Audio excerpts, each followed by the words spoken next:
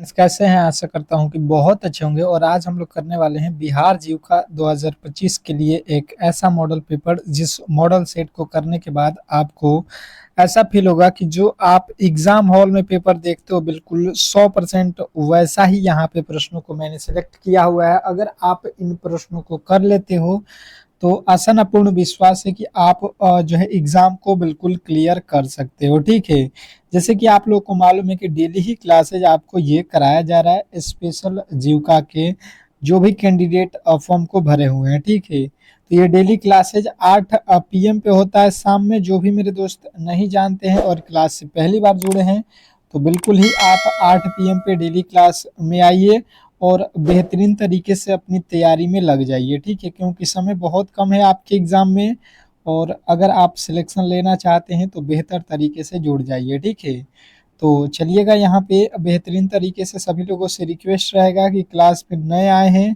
तो क्लास को बिल्कुल ही लाइक कर लीजिए और चैनल पे नए आए हैं तो चैनल को एक बार प्लीज जो है सब्सक्राइब करके देखिए किस तरीके के क्लासेज यहाँ पे कराया जा रहा है और बिल्कुल आपके सिलेबस के अकॉर्डिंग। ये नहीं कि कुछ भी यहाँ पे आपको कराया जा रहा है फालतू का। यहाँ पे जो आपका जो है जीविका का जो है वेबसाइट पे आप लोगों का जो सिलेबस दिया गया उसके अकॉर्डिंग यहाँ पे क्लासेज हम लोग प्रोवाइड कर रहे हैं और 100% है कि जो आप लोग शुरू से क्लासेज कर रहे हैं उनका 100% है कि रिजल्ट होगा। इसमें किसी तरीके के डाउट नहीं होना चाहिए। तो चलेंगे क्लास को यहाँ पे फटाफट से स्टार्ट करेंगे और सभी लोगों से रिक्वेस्ट रहेगा कि हर एक प्रश्न के उत्तर आप लोगों के आने चाहिए क्योंकि ये मॉडल टेस्ट है, मॉक टेस्ट है। स्व सहायता समूह यानी कि SHG में जो है न्यूनतम कितनी महिलाएं होती हैं। SHG में कितनी महिलाएं होती हैं अगर ये प्रश्न पूछा जाता है तो आपके राइट उत्तर आने चाहिए। इसका जो है ये फुल फॉर्म है, आपको ये भी याद रखना है, स्व सहायता समूह। हर एक प्रश्न को 10 सेकंड दिए जाएंगे और 10 सेकंड में आपके उत्तर आना चाहिए। जैसे पहला प्रश्न है तो पहले का उत्तर ए होगा कि बी होगा कि सी होगा कि डी होगा। इस तरीके से आपके कमेंट बॉक्स में फटाफट से उत्तर आने चाहिए। तो स्व सहायता समूह की बात की जाए अगर तो जिन्होंने भी बताया यहाँ पे कि 10 सदस्य होते हैं तो बिल्कुल राइट उत्तर है। नेक्स्ट प्रश्न देखेंगे आपके सामने, जीविका परियोजना का मुख्य उद्देश्य क्या है। जीविका परियोजना का मुख्य उद्देश्य अगर आपसे कोई पूछता है क्वेश्चन नंबर दूसरे का राइट उत्तर बताने की कोशिश करेंगे सभी लोग। क्वेश्चन नंबर दूसरे के जो है राइट उत्तर सभी लोग बताएंगे कि क्या होने वाला है, ए होगा कि बी होगा कि सी होगा कि डी होगा। सभी लोग अपना अपना उत्तर फटाफट से बताएंगे। तो देखिए यहाँ पे बात किया जाए रोजगार उपलब्ध कराना, बिल्कुल ये बात सही है। महिला सशक्तिकरण, गरीब परिवार की आय में वृद्धि, ये तीनों ही बात सही है। तो ऑप्शन नंबर आप डी के साथ जाओगे और जिन्होंने भी ऑप्शन नंबर डी को चुना है तो बिल्कुल राइट उत्तर है। नेक्स्ट प्रश्न की ओर चलेंगे और अगला प्रश्न आपके सामने कह रहा है यहाँ पे कि जीविका परियोजना बिहार में कब शुरू हुई थी। जीविका परियोजना बिहार में कब शुरू हुई थी। क्वेश्चन नंबर जो है आपके तीसरे के जो है राइट उत्तर बताने की कोशिश करेंगे सभी लोग। क्वेश्चन नंबर तीसरे के राइट उत्तर बताने की कोशिश करेंगे सभी लोग कि क्या होने वाला है। बेहतरीन प्रश्न है, बहुत बेहतरीन प्रश्न है और सीधे ये आपके एग्जाम हॉल में पूछे जाएंगे। तो क्वेश्चन नंबर तीसरे के राइट उत्तर क्या होगा।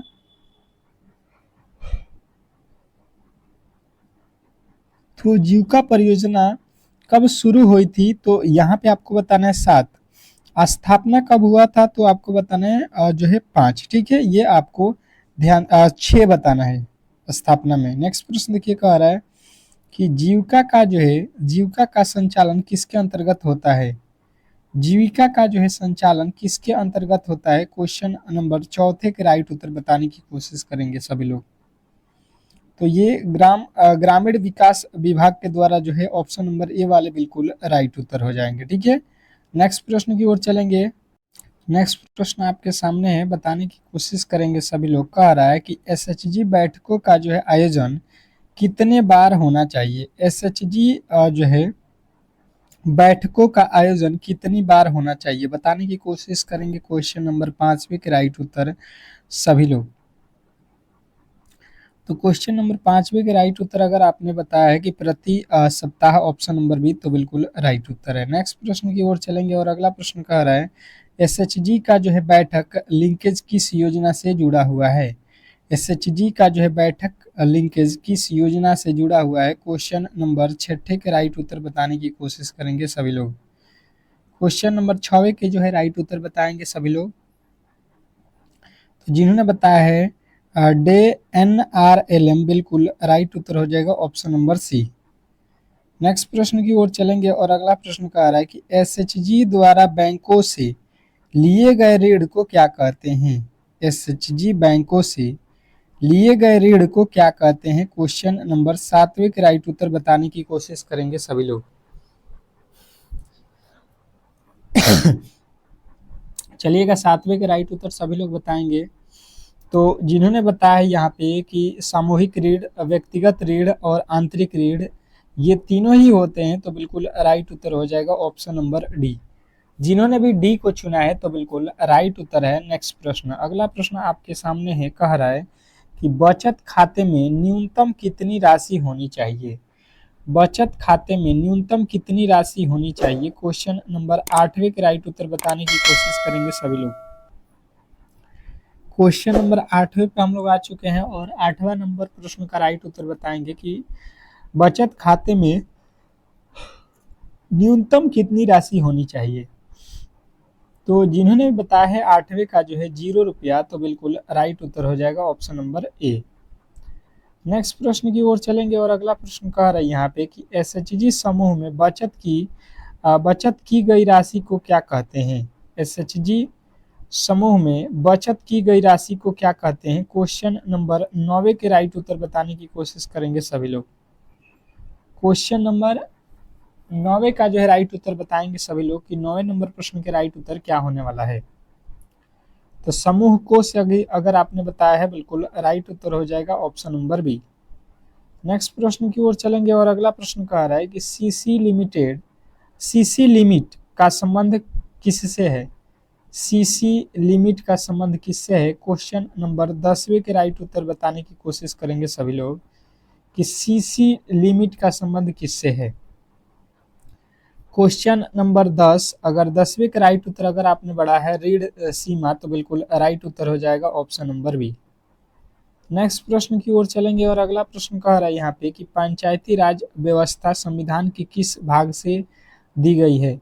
पंचायती राज व्यवस्था संविधान के किस भाग से दी गई है? क्वेश्चन नंबर आपके 11वें के जो है राइट उत्तर बताने की कोशिश करेंगे सभी लोग। क्वेश्चन नंबर 11 के जो है राइट उत्तर क्या हो जाएगा कि जो है पंचवर्षीय पंचायती राज व्यवस्था, तो ये 73वें संविधान संशोधन ऑप्शन नंबर ए। BRLPS का मुख्य फॉर्म क्या है? BRLPS का फुल फॉर्म क्या है? बताएंगे सभी लोग। सभी के राइट उत्तर यहाँ पे आना चाहिए। क्वेश्चन नंबर 12, तो जिन्होंने बताया है Bihar rural livelihood promotion society, तो बिल्कुल राइट उत्तर है। नेक्स्ट प्रश्न देखिए, कह रहा है कि ग्राम पंचायत में मुखिया का चुनाव कितने वर्षों में होता है? ग्राम पंचायत में मुखिया का चुनाव कितने वर्षों में होता है? 13वें नंबर प्रश्न के राइट उत्तर आपको बताना है। तो जिन्होंने बताया यहाँ पे 5 वर्षों में, तो बिल्कुल राइट उत्तर हो जाएगा ऑप्शन नंबर सी। नेक्स्ट प्रश्न की ओर चलेंगे और अगला प्रश्न कह रहा है कि बिहार जीविका का जो मुख्य घटक क्या है? बिहार जीविका का मुख्य घटक क्या है? क्वेश्चन नंबर 14 नंबर प्रश्न के राइट उत्तर बताने की कोशिश करेंगे सभी लोग। क्वेश्चन नंबर 14 के जो है राइट उत्तर अगर आपने बताया है यहाँ पे महिला सशक्तिकरण, तो बिल्कुल राइट उत्तर हो जाएगा ऑप्शन नंबर ए। नेक्स्ट प्रश्न कह रहा है यहाँ पे कि जीविका सीसी का जो है मुख्य भूमिका क्या है? जीविका सीसी की मुख्य भूमिका क्या है? क्वेश्चन नंबर 15 के राइट उत्तर बताने की कोशिश करेंगे सभी लोग। तो जिन्होंने बताया है महिलाओं को जो है जोड़ना और जो है सशक्त करना, तो बिल्कुल राइट उत्तर है। नेक्स्ट प्रश्न कह रहा है यहाँ पे कि जीवन ज्योति बीमा योजना किससे जुड़ा हुआ है? जीवन ज्योति बीमा योजना किससे जुड़ा हुआ है? बताएंगे सभी लोग। तो जिन्होंने बताया है जीवन बीमा से, तो बिल्कुल राइट उत्तर है। नेक्स्ट प्रश्न कह रहा है यहाँ पे कि उज्ज्वला योजना का संबंध किससे है? उज्ज्वला योजना का संबंध किससे है? बताने की कोशिश करेंगे सभी लोग। तो जिन्होंने बताया है गैस कनेक्शन से, तो बिल्कुल राइट उत्तर है। नेक्स्ट प्रश्न कह रहा है यहाँ पे कि कुष्ठ रोधी दिवस कब मनाया जाता है? कुष्ठ रोधी दिवस कब मनाया जाता है? क्वेश्चन नंबर 18 के राइट उत्तर यहाँ पे हो जाएगा कि 30 जनवरी को कुष्ठ रोगी दिवस मनाया जाता है। अगला प्रश्न कह रहे हैं कि आंगनबाड़ी केंद्र मुख्यतः किससे संबंधित है? आंगनबाड़ी केंद्र मुख्यतः किससे संबंधित है? तो आपके राइट उत्तर बनेंगे यह महिला और बाल विकास से है। नेक्स्ट प्रश्न कह रहा है यहाँ पे कि यहाँ पे समझने की कोशिश करेंगे कि मनरेगा योजना का जो मुख्य उद्देश्य क्या है? मनरेगा योजना का मुख्य उद्देश्य आपको बताना है। तो जिनने बताया है रोजगार, तो बिल्कुल राइट उत्तर है। नेक्स्ट प्रश्न देखिए, कह रहा है कि एनीमिया किसकी कमी से होती है? एनीमिया जो रोग है वो किसके कमी से होती है? एनीमिया रोग की बात की जाए तो आयरन की कमी से होती है, ऑप्शन नंबर सी। नेक्स्ट प्रश्न देखिए, कह रहा है कि इंसुलिन आहार में कौन से जो है घटक अधिकतम ऊर्जा प्रदान करते हैं? इंसुलिन आहार में कौन से घटक अधिकतम ऊर्जा प्रदान करते हैं? अगर ये प्रश्न आपसे पूछा जाता है तो आपको बताना है वसा और कार्बोहाइड्रेट। नेक्स्ट प्रश्न देखेंगे, आप लोगों के सामने आ चुका है कि टीकाकरण किस रोग से बचाव करता है? टीकाकरण किस रोग से बचाव करता है? 23वें नंबर प्रश्न के राइट उत्तर बताने की कोशिश करेंगे सभी लोग। तो संक्रमण रोग अगर आपने बताया है तो बिल्कुल राइट उत्तर। नेक्स्ट प्रश्न कह रहा है कि आयुष्मान भारत योजना का लाभ किस क्षेत्र में मिलता है? आयुष्मान भारत योजना का लाभ किस क्षेत्र में मिलता है? तो आपको बताना है स्वास्थ्य क्षेत्र में। नेक्स्ट प्रश्न की ओर चलेंगे और अगला प्रश्न कह रहे हैं कि ORS घोल किस रोग में दिया जाता है? ORS घोल किस रोग में दिया जाता है? अगर 25वें नंबर प्रश्न की बात की जाए तो डायरिया जो है बिल्कुल राइट उत्तर हो जाएगा, ऑप्शन नंबर बी। तो अब चलते हैं हम लोग रीजनिंग और मैथ के प्रश्नों की ओर। तो चलिए फटाफट से उसको हम लोग कवर कर लेते हैं। और पहला प्रश्न का जवाब दीजिएगा कि नीचे दिए गए प्रश्न सादृश्यता से संबंधित संख्या को चुनिए। ठीक है, पहले रीजनिंग के प्रश्न हैं और फिर जो है आप लोग के मैथ के प्रश्न हैं। ठीक है, तो किस कोशिश करना है कि आपको पूरे के पूरे क्लास को देखना है, फिर जो है आपके मैथ रीजनिंग बिल्कुल तगड़ा हो जाएगा। जैसे 8 से लिख रहा है 100, तो 12 को उसी प्रकार हम लोग क्या लिखेंगे? आप पहले ट्राई करोगे, आपको 10 सेकेंड का समय दूंगा। अगर आपसे ये बन जाता है प्रश्न तो बहुत अच्छा है, नहीं बनता है तो हम तो आपके साथ हैं। आप जो है कभी भी मेरे क्लास में मैथ और रीजनिंग वाले में पेन और जो है कॉपी आपके हाथ में होना चाहिए, तो ही आप जो है मैथ और रीजनिंग सीख सकते हो, अन्यथा फिर जो है दिक्कत आ जाएगा। केवल वीडियो देखने से नहीं होगा। ठीक है, तो देखिए यहाँ पे सबसे पहले अगर मैं जाऊँ, यहाँ पे 8 लिखा है, यहाँ पे 100 लिखा है। अगर मैं 2 जोड़ दूँ 10 हो जाएगा और 10 का वर्ग कर देता हूँ तो कितना हो जाएगा? 100। बात की जाए 100 यहाँ पे दिया गया था इसलिए 100 आ गया। फिर 12 में वही काम करता हूँ, 12 में अगर मैं 2 जोड़ दूँ ये कितना हो जाएगा? 14 हो जाएगा, और 14 का 2 वर्ग कर दूं तो 14 14 ही कितना होता है? 196, जो कि यहाँ पे आपके ऑप्शन में नहीं दिया गया है। तो बात क्लियर, आप कहिएगा कि यहाँ पे जो आपका लॉजिक है बिल्कुल जो है ये लॉजिक काम नहीं किया। फिर हम लोग दूसरे लॉजिक पे चलेंगे और दूसरा लॉजिक हमारा क्या हो सकता है? आप कहोगे कि ये 8 उठाओ, 8 को जो है हम लोग वर्ग कर लेते हैं, फिर भी नहीं होगा, 64 ही होगा। तो फिर दूसरा लॉजिक, हमें 100 पे जाना है तो हम क्या करेंगे कि 8 का जो है हम लोग 10 गुना कर देते हैं। ठीक है, तो ये हो जाएगा 8 दहा का 80, और इसमें जोड़ देते हैं, कितना कम हो रहा है यानी कि 20, तो 20 जोड़ दो 80 हो जाएगा। ये हो सकता है, कहिएगा बिल्कुल। उसी प्रकार यहाँ पे आपको 12 भी रखना है और 12 में 10 से गुणा करना है, कितना हो जाएगा? 120, और 120 में फिर अगर हम 20 को जोड़ देते हैं, ठीक है, क्योंकि यहाँ पे 20 जोड़ा गया है, यहाँ पे भी 20 जोड़ देंगे तो 140 हो जाएगा, जो कि ऑप्शन नंबर बी में दिया गया है। तो आशा करता हूँ कि आपको ये प्रश्न बिल्कुल सिंपल तरीके से समझ में आ गया होगा और ऐसे प्रश्नों को आप बिल्कुल सरल तरीके से सॉल्व कर सकते हैं। नेक्स्ट प्रश्न की ओर चलेंगे और अगला प्रश्न आपके सामने है। कह रहा है आपका अगला प्रश्न कि निम्नलिखित प्रश्न में सादृश्यता को जो है पूरा कीजिए। निम्नलिखित प्रश्न में सादृश्यता को जो है पूरा करना है। क्वेश्चन नंबर दूसरे का जो है राइट उत्तर बताने की कोशिश करेंगे सभी लोग कि जो है इस प्रश्न के राइट उत्तर क्या होने वाले हैं।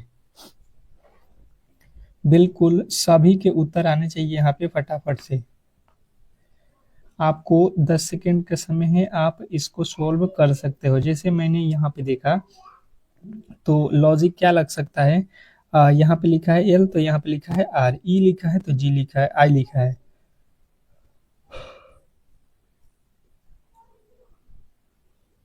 तो मैंने जब देखा अक्षरों का तो लॉजिक यहाँ पे समझ में नहीं आया। क्यों नहीं आया? जैसे इसको अब आप पढ़ो, लेफ्ट लिखा है, ये क्या पढ़ाएगा लेफ्ट, तो इधर क्या लिखा है राइट। मतलब मैंने देखा तो ये तो अपोजिट लिखा गया है, ठीक है, शब्द का अपोजिट है ये, अक्षरों का अपोजिट नहीं लिखा गया है। फिर जो है वर्टिकल यहाँ पे लिखा गया है, तो वर्टिकल का जो है अपोजिट आप लोग को यहाँ पे बताना है। शब्द जो है वर्टिकल, इसका अपोजिट क्या होता है, तो आप कहोगे कि वर्टिकल का अपोजिट यहाँ पे आप देखोगे तो हॉरिजेंटल जो है आपके बिल्कुल राइट उत्तर हो जाएगा, ठीक है। तो इस तरीके से भी प्रश्न पूछा जाता है, आपको ये भी ध्यान देना है। ये नहीं कि लेफ्ट का राइट जो है यहाँ पे आप अक्षरों को मिलाओ, यहाँ पे अक्षर नहीं मिलेगा, ठीक है।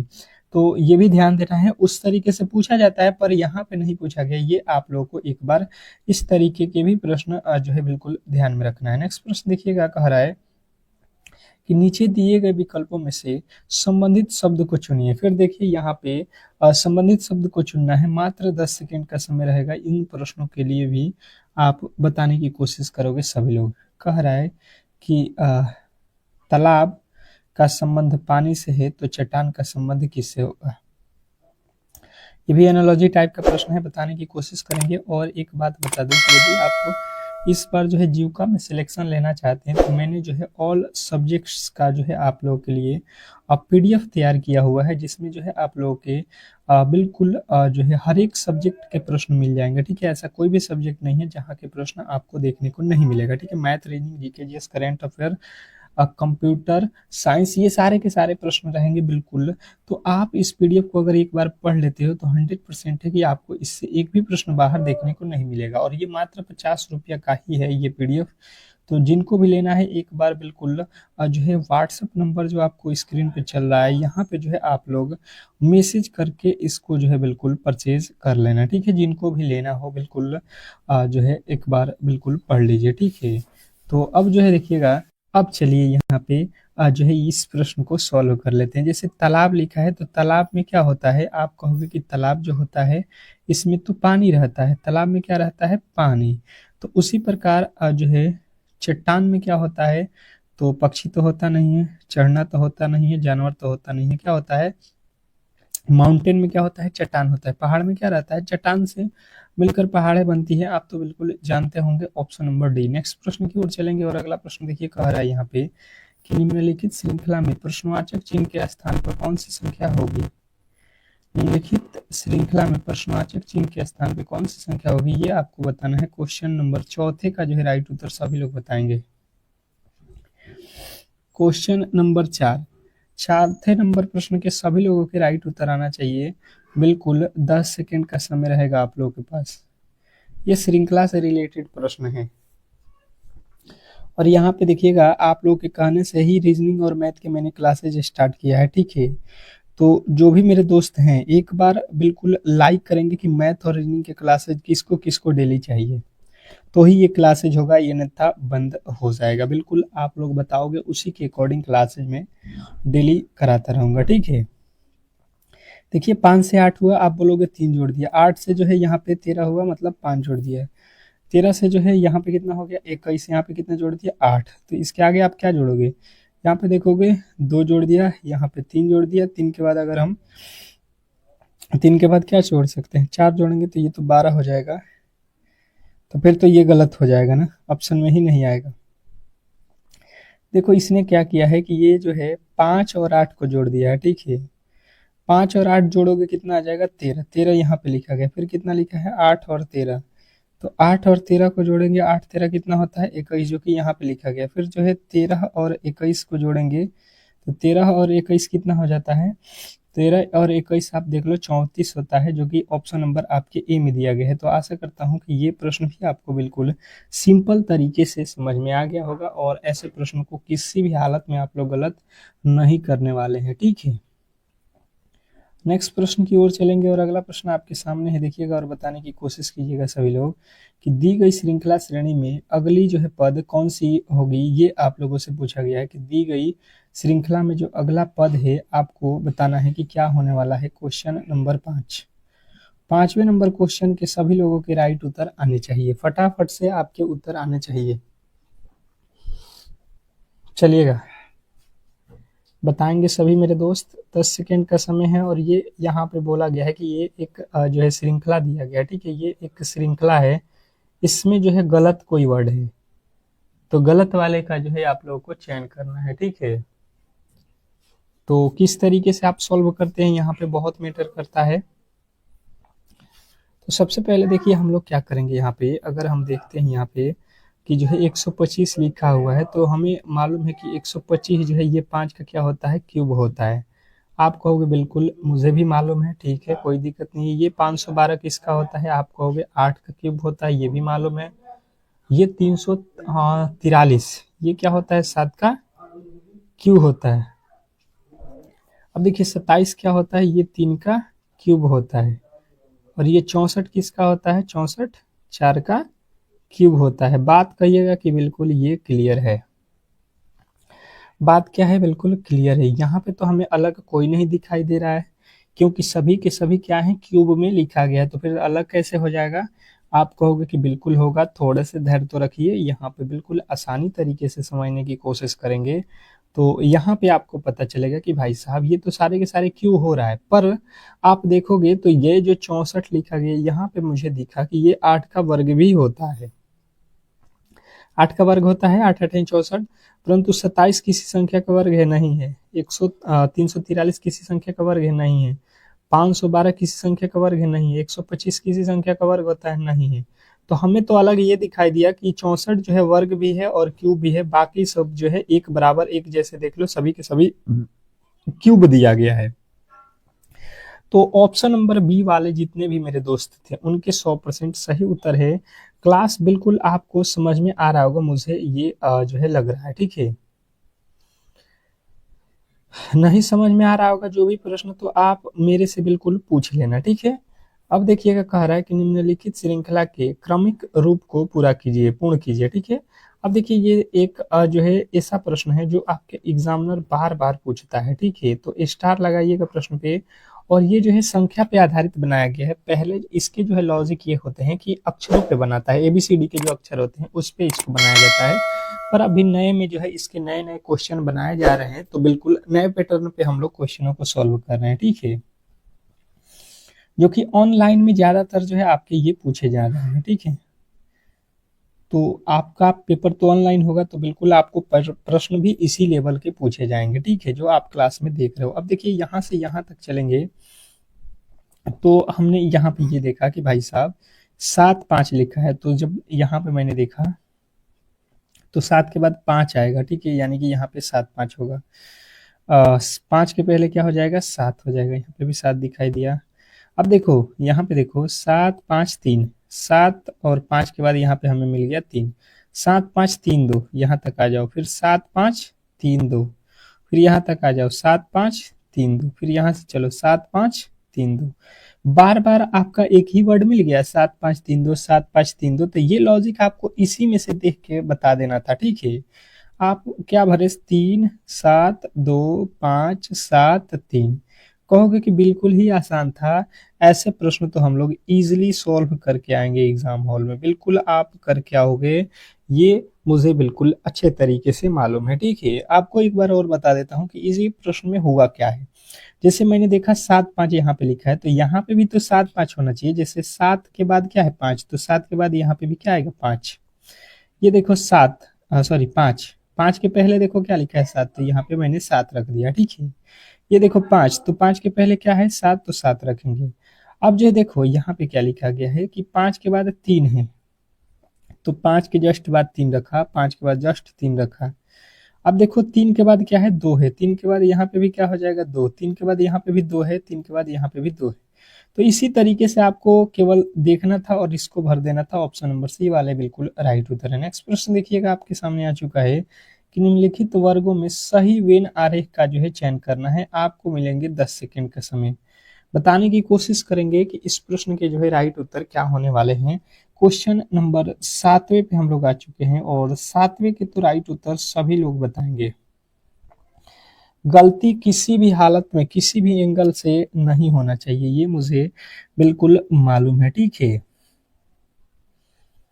क्या लगता है आपको, बताने की कोशिश करेंगे। ये जो है वेन आरेख के प्रश्न आपके एग्जाम हॉल में एक तो पूछता है और होता बहुत इजी है, बहुत इजी होता है। जैसे आपको दिया गया है ऑप्शन में क्या, बहुभुज, चतुर्भुज और जो है त्रिभुज, इनके जो है वेन आरेख बनाना है।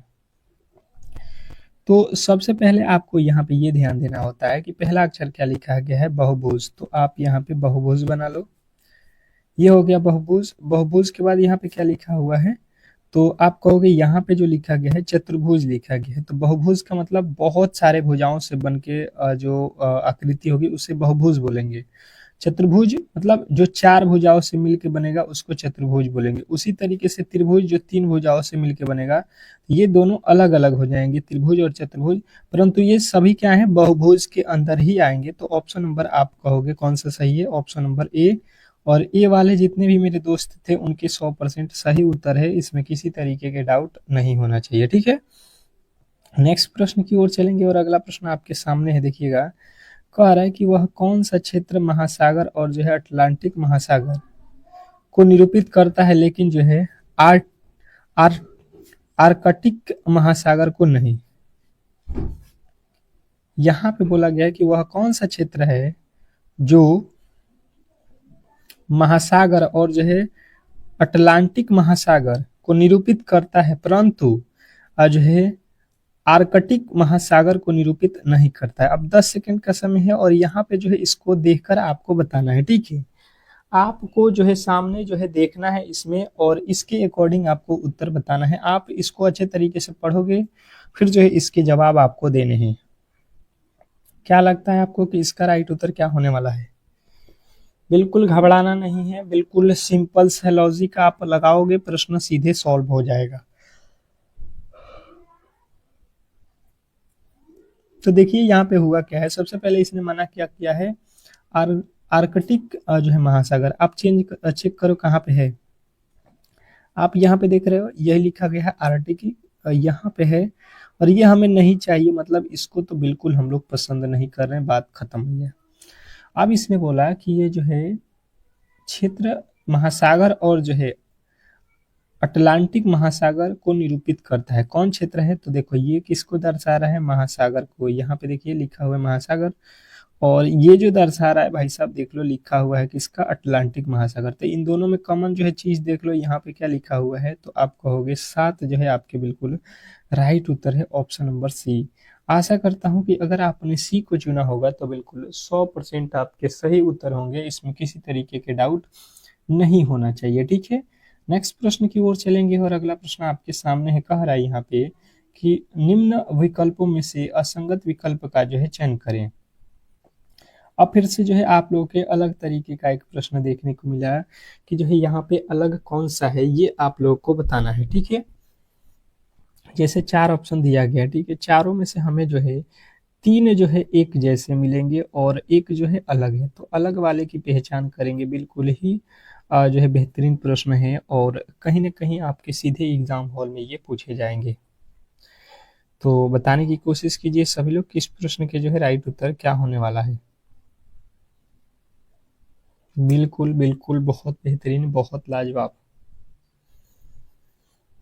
तो जैसे मैंने यहाँ पे देखा तो मुझे क्या लगा, आइए यहाँ पे समझाने की कोशिश करता हूँ। जो यहाँ पे वर्ड लिखा गया है वही वर्ड यहाँ पे भी मुझे देखा है, यहाँ पे जो वर्ड लिखा गया है वही वर्ड यहाँ पे दिख रहा है, ये वर्ड यहाँ पे दिख रहा है, यही वर्ड यहाँ पे भी दिख रहा है, मतलब सारा जो वर्ड है उधर का इधर किया गया है, ठीक है। अब किस तरीके से किया है आइए देख लेते हैं। ये जो आपको वर्ड लिख रहा है WAY, तो WAY यहाँ पे लिखा गया और ये जो पहला वाला अक्षर है बाद में लिखा गया है EET, देखो EET लिखा हुआ है और ये M जो है पलट के यहाँ पे आ गया। उसके बाद से देखो यहाँ पे आपका जो है तीनों अक्षर देखो यहाँ पे आ गया और H जो है पलट के यहाँ पे आ गया। पर जो ऑप्शन नंबर तीसरा है यहाँ पे देखोगे कि L को पलट के यहाँ पे आना चाहिए, ऐसा नहीं हुआ है, ठीक है। तो ये जो है अलग यहाँ पे लिखा हुआ है, जो आपके ऑप्शन नंबर सी में दिया गया है यही अलग है, और अगर आपने ऑप्शन नंबर सी को चुना है तो बिल्कुल 100% आपके सही उत्तर है, इसमें किसी तरीके के डाउट नहीं होना चाहिए, ठीक है। नेक्स्ट प्रश्न की ओर चलेंगे और अगला प्रश्न आपके सामने है, बताने की कोशिश करेंगे सभी लोग कि इस प्रश्न का जो है राइट उत्तर क्या होने वाला है। निम्न विकल्पों में से असंगत विकल्प का जो है चयन करें। निम्न विकल्पों में से असंगत विकल्प का चयन करना है। क्वेश्चन नंबर 10वें का जो है राइट उत्तर बताने की कोशिश करेंगे सभी लोग। सभी लोग बताएंगे यहाँ पे कि क्वेश्चन नंबर जो आपका 10वां है इसका राइट उत्तर क्या होने वाला है। क्या लगता है आपको कि इसका जो है कौन सा उत्तर सही होने वाला है। जैसे आपको मैंने अभी बताया कि 4 इसमें ऑप्शन रहता है, ठीक है, और इसमें से आपके एक जो है अलग होता है, बाकी 3 एक जैसे होते हैं। ये जो 3 एक जैसे हैं ये उत्तर नहीं होता है, जो अलग है यही आपका उत्तर होता है।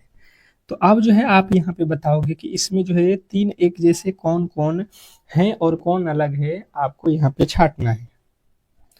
तो जैसे मैंने यहाँ पे देखा तो ये 19 लिखा है, यहाँ पे 361, 23 लिखा है 539, 28 लिखा है 784, 17 लिखा है 289। कहीं ना कहीं आपके दिमाग में फटाक से जो है वर्ग आ गया होगा, ठीक है, क्योंकि ये संख्याएं वर्ग जो है कुछ कुछ हमें दिखाई देने लगी, ठीक है। तो जब वर्ग दिखाई दी तो हम फटाफट से देख लेते हैं कि वर्ग कौन सा है। जैसे मैंने देखा तो ये 17 का वर्ग कर देंगे तो यहाँ पे होता है 289, 28 का वर्ग कर देंगे तो ये होता है 784, 19 का वर्ग आपको याद होगा कितना होता है 361। बात क्लियर जो है यहाँ पे जब समझ में आ गया तो यहाँ पे जो लिखा गया है 23, आप 23 का वर्ग कर लो। वर्ग मतलब समझते हो, 23 में जो है आप 23 से गुणा करते हो तो वर्ग होता है, उसी संख्या में उसी संख्या से गुणा। 23 तिया 69 होता है और 23 तिया 46 और कितना होता है आपके पास 6। कितना होता है 46 6, आप कहोगे कि 46 और 6 कितना हो जाएगा 52, यानी कि 529 होता है। और यहाँ पे देखिएगा लिखा हुआ है भाई साहब 539, तो ये वर्ग नहीं लिखा गया, मतलब अलग तो यही हुआ। आप ऑप्शन नंबर बी को यदि आपने बताया है तो बिल्कुल 100% सही उत्तर है, ठीक है। नेक्स्ट प्रश्न की ओर चलेंगे और अगला प्रश्न देखिए गणित के जो है स्टार्ट हो चुका है और फटाफट से गणित के प्रश्नों के उत्तर आने चाहिए आपको, ठीक है।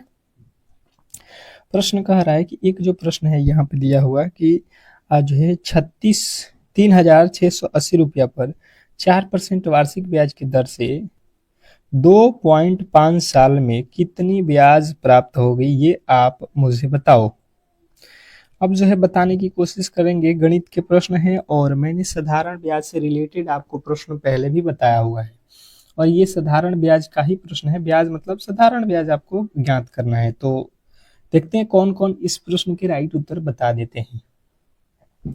कौन कौन है जो इस प्रश्न का राइट उत्तर बताने वाला है, बिल्कुल फटाफट से उसके जवाब आने चाहिए। तो सबसे पहले आपको मालूम होना चाहिए ब्याज।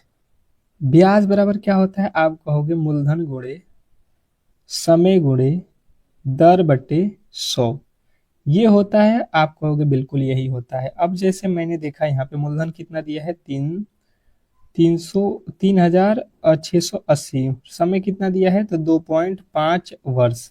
देखो समय कितना दिया है 2.57 साल मतलब वर्ष, यही समय है। दर कितना है 4% पे हम लोग दे रहे हैं। तो अब जो है यहाँ पे बटे 100 कर लेना। ये 1 0 से 1 0 कट जाएगा और यहाँ से आप देखोगे तो ये पॉइंट हटा दो, ये पॉइंट यहाँ से हटाओगे तो क्या आएगा, नीचे एक 0 बढ़ जाएगा, मतलब आप कह सकते हो 10 हो जाएगा, ठीक है। यही तो होता है, पॉइंट हटता है तो 10 लगता है, एक पॉइंट हटेगा तो 10, 2 हटेगा तो 100। तो 25 के पहाड़ा ये 5 से कट जाएगा 2 मर्त में, ये 5 जो बचा हुआ ये भी 10 जो है 5 के पहाड़े में 2 मर्त में। अब देखो 2 और 2, 2 दूना का 4 से 4 कट गया, बचा हमारे पास कितना तो 3 6 8 368 रुपया जो है हम लोगों के साधारण ब्याज के रूप में बच रहा है, जो कि ऑप्शन नंबर जो है बी है। तो आप कोशिश करोगे कि इस तरीके के प्रश्नों को बिल्कुल सिंपल तरीके से सॉल्व कर लोगे। नेक्स्ट प्रश्न ये कह रहा है कि एक घन का आयतन जो है 329 सेंटीमीटर क्यूब है और जो है घन का जो है कुल पृष्ठ का क्षेत्रफल यहाँ पे आप लोगों को ज्ञात करना है। अब चलेंगे 10 सेकंड का समय रहेगा आप लोगों के पास, परंतु आप बिल्कुल सॉल्व करने की कोशिश करेंगे। आप कोशिश करोगे कि ये जो प्रश्न आपके सामने है इसका उत्तर आप खुद से बता सको। चलो फटाफट से जवाब दो। क्या लगता है कौन कौन इस प्रश्न का राइट उत्तर बताएगा। यार आज क्लास में लाइकों की संख्या बहुत कम है, क्यों। मैथ आप लोगों को नहीं पढ़ना है, रीजनिंग नहीं पढ़ना है, अगर नहीं पढ़ना है तो बिल्कुल बताने की कोशिश करेंगे सभी लोग। तो जैसे मैंने देखा तो यहाँ पे सबसे पहले घन का आयतन, वॉल्यूम क्या होता है घन के आयतन बराबर, आप कहोगे कि भुजा क्यू होता है, मतलब ए क्यू होता है। ठीक है, भुजा हिंदी में लिख लो या ए लिख लो, मतलब वही होता है।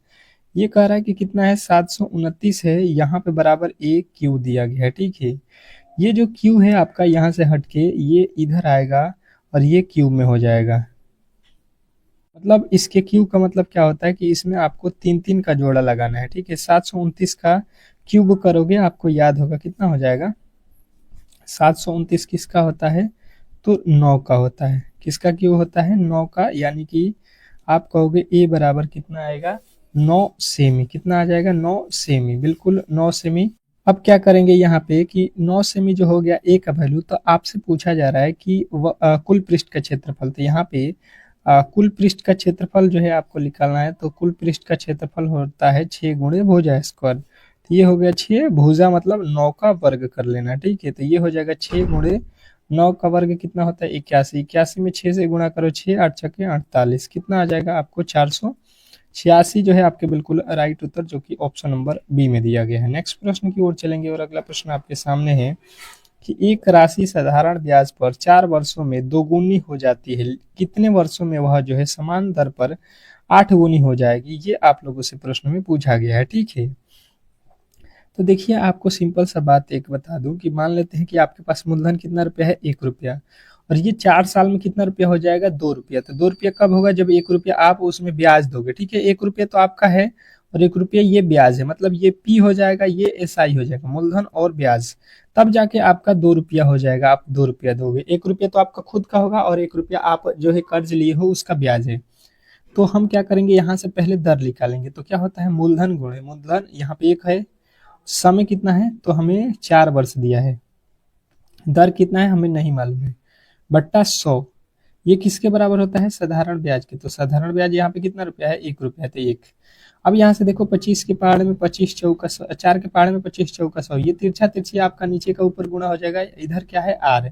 मतलब अगर कोई पूछेगा कि आर का वैल्यू कितना है, तो आप कहोगे 25%। आर का वैल्यू मुझे पता चल गया कितना है, 25%।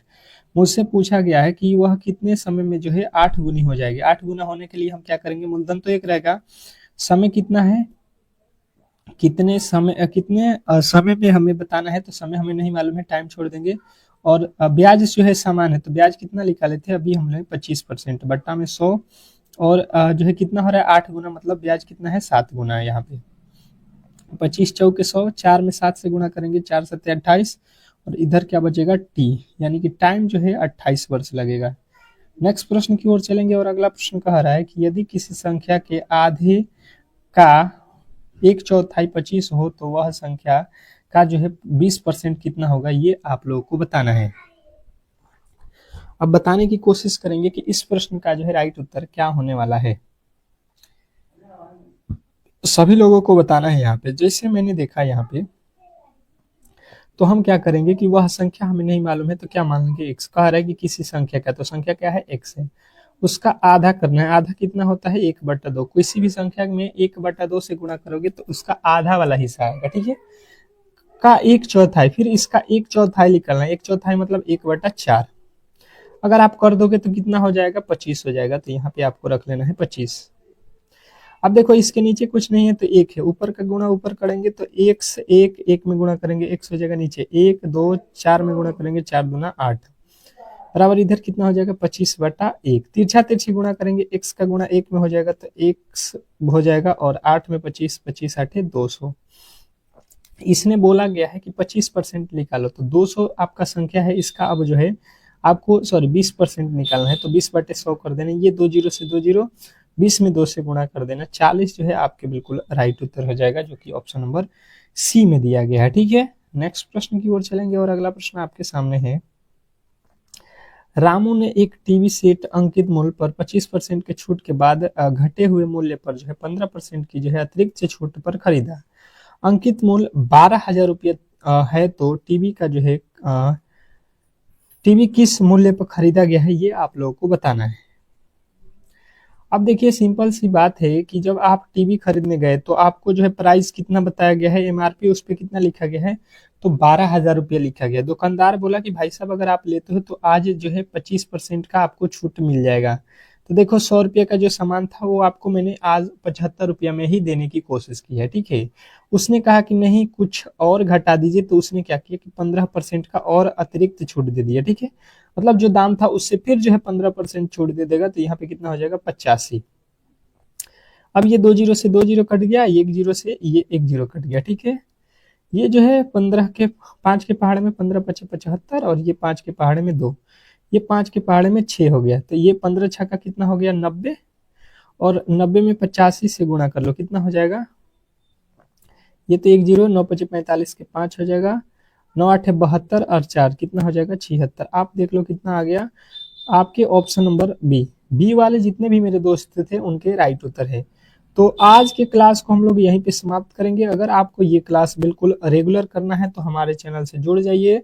आप जो है किसी भी पोस्ट की तैयारी करोगे तो आपको मैथ और रीजनिंग आपके जो है बिल्कुल इम्पोर्टेंट है। अगर ये सब्जेक्ट आप मजबूत कर लिए तो 100% आपका सिलेक्शन होने वाला है। तो डेली क्लास में आइए, बिल्कुल बहुत बेहतरीन तरीके से आपकी तैयारी होगी। मिलते हैं नेक्स्ट वीडियो में, तब तक के लिए धन्यवाद।